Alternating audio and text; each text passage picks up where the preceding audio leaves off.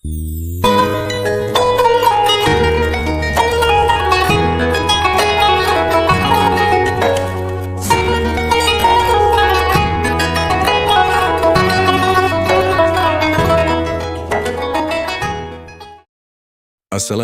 warahmatullahi wabarakatuh.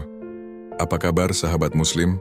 Semoga Anda selalu dalam keadaan sehat, diberkahi, dan dalam lindungan Allah.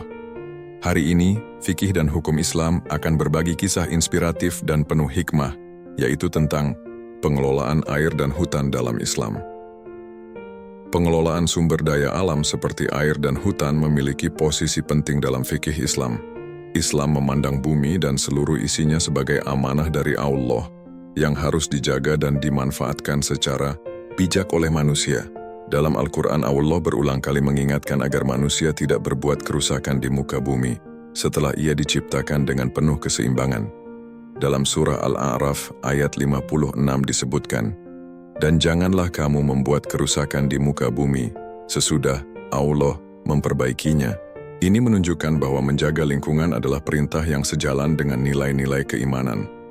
Air dalam Islam dikategorikan sebagai sumber daya yang bersifat umum, milkiyah ammah, yang tidak boleh dimiliki secara eksklusif oleh individu atau kelompok. Nabi Muhammad bersabda dalam hadis yang diriwayatkan Abu Dawud, "Manusia berserikat dalam 3 hal, air, padang rumput, dan api." Hadis ini menjadi dasar dalam fikih bahwa air adalah hak bersama umat manusia dan harus dikelola secara adil demi kemaslahatan umum. Oleh karena itu, segala bentuk monopoli atau pencemaran air secara sengaja dipandang sebagai bentuk pengkhianatan terhadap amanah Allah. Dalam konteks fikih, pengelolaan air diatur dalam berbagai kitab fiqh klasik, terutama dalam bab Al-Hiyad wa Al-Miyah tentang irigasi dan pengairan. Misalnya, jika suatu komunitas memiliki sumber air bersama, maka penggunaannya harus diatur dengan prinsip keadilan dan prioritas berdasarkan kebutuhan mendesak. Hak irigasi bagi petani pun diatur secara proporsional agar tidak merugikan orang lain. Bahkan dalam kondisi darurat, seseorang boleh menggunakan air milik orang lain untuk keperluan minum atau bertahan hidup, karena menjaga nyawa lebih utama. Sementara itu, hutan juga dipandang sebagai bagian dari mal umum, harta bersama, yang tidak boleh dirusak atau dimiliki secara serakah. Hutan adalah tempat tinggal bagi makhluk hidup dan sumber keseimbangan ekosistem. Dalam surah Ar-Rahman ayat 8, Allah berfirman, "Agar kamu tidak merusak keseimbangan." Ini menegaskan bahwa segala bentuk pembalakan liar, pembakaran, hutan tanpa kontrol, atau perusakan habitat merupakan bentuk pelanggaran terhadap hukum Allah. Prinsip maslahah, kemanfaatan umum, menjadi dasar dalam pengelolaan lingkungan. Jika suatu kebijakan atau tindakan terhadap alam membawa kerusakan yang lebih besar daripada manfaatnya, maka menurut kaidah fikih, tindakan itu dilarang. Kaidah Dar'ul Mafasid Muqaddamun ala Jalbil Masyalih, menghindari kerusakan lebih diutamakan daripada meraih manfaat, sering digunakan dalam menilai kebijakan pembangunan yang berdampak pada lingkungan, termasuk alih fungsi hutan. Islam juga mengajarkan bahwa menanam pohon adalah amal jariah yang berpahala.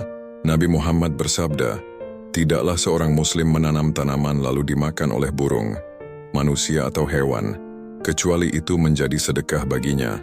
Hadis riwayat Bukhari dan Muslim.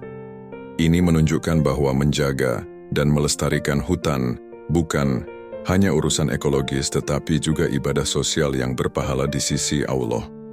Dalam konteks hukum Islam kontemporer, banyak ulama dan lembaga fatwa menyuarakan pentingnya regulasi negara dalam melindungi lingkungan. Hukum positif yang mengatur konservasi air dan hutan dianggap sejalan dengan maqasid al-syariah, tujuan-tujuan syariat, terutama dalam menjaga jiwa, harta, dan keberlangsungan hidup manusia. Oleh karena itu, pelanggaran terhadap aturan lingkungan dapat dikenai sanksi hukum sebagai bentuk ta'zir, yaitu hukuman yang ditetapkan oleh negara untuk menjaga ketertiban dan kemaslahatan umum. Dengan demikian, fikih Islam tidak hanya mengatur ibadah ritual semata, tetapi juga mencakup tanggung jawab ekologis yang luas. Pengelolaan air dan hutan adalah bagian dari ibadah kolektif umat Islam yang harus dijalankan dengan prinsip keadilan, keberlanjutan, dan kesadaran sebagai khalifah di bumi. Dalam konteks modern, umat Islam dituntut untuk terus mengembangkan pemahaman fikih lingkungan sebagai wujud tanggung jawab spiritual dan sosial terhadap generasi mendatang.